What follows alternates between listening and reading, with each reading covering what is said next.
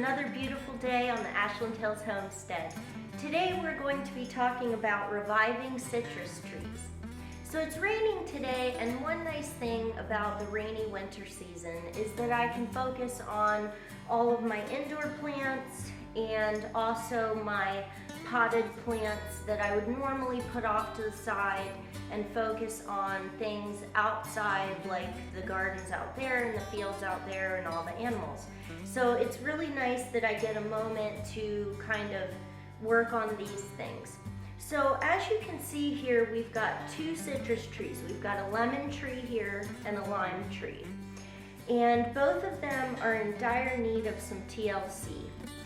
As you can see, this lemon tree has dropped pretty much all of its leaves. And the reason it's doing that is because it's saying, Mayday, Mayday, I'm trying to save myself. So basically it's dropping anything that is expending extra energy so that the tree can then survive. And as you can see, the lime tree is sort of in the midst of doing that as well. You can see lots of leaves here.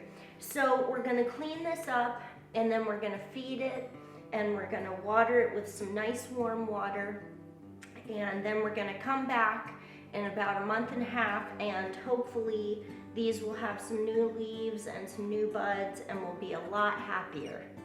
So the first thing we're gonna do to get these guys ready is we're going to just cut off any limbs that may be dead, or you can see just expending energy. And I've got a little compost bucket here, and I'm just going to go to town on that. And you can see here that just this end is brown, so I'm actually going to clip at the very next joint, and that will encourage leaf growth out of that joint. So we're gonna do that to both of these guys. Some of these little ones you can just pull, kind of break off with your thumb. But I think that's all we need to do to this lemon tree. There's not a lot on it to even deal with. So if you do have a tree that has a lot of leaves, make sure you get those out of the way, because we don't need those in there. We want to have a nice fresh top, because we're going to fill it with a bunch of nutrients to feed the root ball. Citrus trees are very heavy feeders, and people who don't realize that, often this is what happens. They actually, ideally, even in a pot, need to get fertilized 3 times a year, and heavily fertilized at least 1 time a year. They're happiest when they're fertilized between 3 and 4 times a year. So this year, these poor guys, I think, got fertilized like 1.5 times. So you can see that they're pretty unhappy, but we can save them. All right, so the first thing we're gonna do here, now that we've clipped all this off, oh, I missed one while I was talking here. All right, so the first thing we're gonna do is actually take a chopstick. You can just use a chopstick, or you can just use a stick you found outside, whatever. And we're actually just going to poke holes in the top of this every couple inches. It's okay if you get a little bit of the dirt out of here. That's why I'm doing it in the shop and not in my house. It's good to do this on the porch or somewhere that you don't care, because we're going to be working with some different feeding not chemicals, but nutrients, and then also some manure. So if you don't want manure in your house, you can do this wherever else. All right, so we've officially this is basically the equivalent of aerating, just like you would for your lawn when you're gonna fertilize your lawn or anything else. Now this technique is wonderful as well if you have a house plant that is looking like it has just used up a lot of the nutrients, or is looking kind of barren like this. You can totally aerate the top of any potted plant, and add some fertilizer, add a little extra potting soil, and this just basically creates little channels for the nutrients and anything else that you put in here to be able to get directly to the roots as quickly as possible. Now, of course, if we just put the fertilizer on top of this, it would still go in there, but it wouldn't be as direct contact.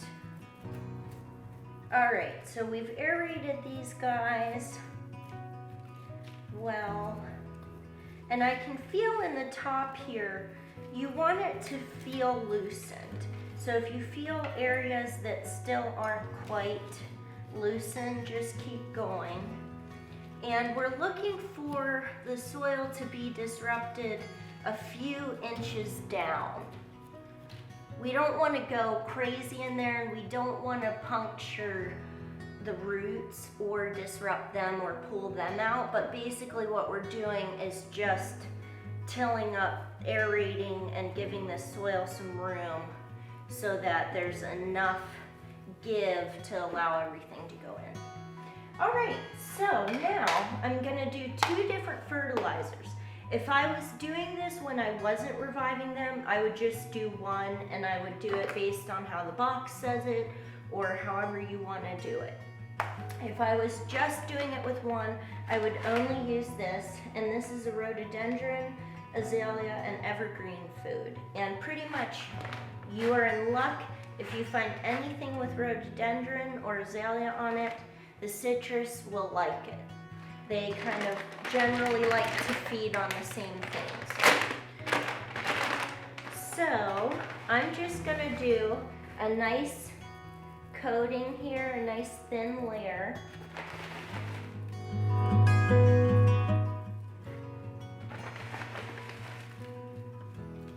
On both of them. All right, easy peasy. And that would be the end of it. And basically then you would water, and that can be your 3 or 4 times a year feeding. So since today we can see that our trees need a little extra oomph, we're going to also add a 4-3-6 mix. Now this one is the Down to Earth, and I do really highly recommend any of their products. I really like their stuff. They try to generally use as much natural stuff as they can. All of their packaging is completely recyclable, so I just kind of feel like they're doing it right. And this is great for blueberries. We use it on our blueberries. This is really good for a number of plants. So I generally have a spot where I have all my different fertilizers, and I use them for all different things. All right, now the thing that might be a little bit harder to find is twice composted manure. It's easy for us to find it here because we have a plethora of manure with all of our animals, but if you can't find that, get into contact with one of your local farmers. I'm sure they would be more than happy to dig up some twice composted manure for you, or you can dig it up as long as they let you. You can get twice composted manure at the gardening store. It's a little more expensive than regular manure because obviously it has to sit longer and things like that. But what you're looking for if you're going out and digging it up in the farm is something like this. So this is actually manure, and I know that sounds crazy. It's hard as a rock. I actually had to use a hammer to break it up, and when we dig this out, we use a really, really big McLeod tool, which is really fun to use. But anyway, you can see here, it's really, really thick. So this has lots of good nitrogen in it, which is really what these are both lacking at this point, most of all. So we want to make sure and do a nice thick layer. So I've broken this up, and I do have some bigger pieces, which as I'm going, I'm just going to break up. And if you want to at this point wear gloves, that's totally fine. it doesn't bother me. I'm pretty used to this. So we're just gonna do this. We're gonna pop these on here. All right, so we've got the manure in here. So officially we have everything that we need to do. And now I'm just gonna use some nice warm water. And the warm water just helps dissolve any of the manure and food that we have in here a little bit better than cold water. You don't want to use really hot water because boiling water or even hotter than room temperature can shock the roots of a plant, whether it be your house plants or any plant. It basically burns them just like you get burned when you touch, hot water. So we're going to just use the warm water. And we're going to make sure they are nice and saturated because all of these nutrients need to soak down in there really well. So I'm actually, what I would consider over-watering these, what I would normally water them with is probably just this half on both. But we're gonna really soak them because I want all of the water to go the whole way down through the bottom of the pot. It's almost better if you see a little bit of water coming out of the bottom because you know that you've really fully saturated it. So if you like what you see in our videos, please subscribe. It allows us to keep making videos for you and awesome content. We really appreciate it. If you like what you're seeing, make sure you click on the bell for a ding ding notification and check out our Pinterest, check out our Facebook, check out our Instagram. We've got all the things and we update those a little more frequently than our videos, but I'm hoping that we can do a whole indoor plant series this winter and I can talk all about repotting indoor plants and how you take care of them. So stay tuned and thank you from Ashland Hills Homestead.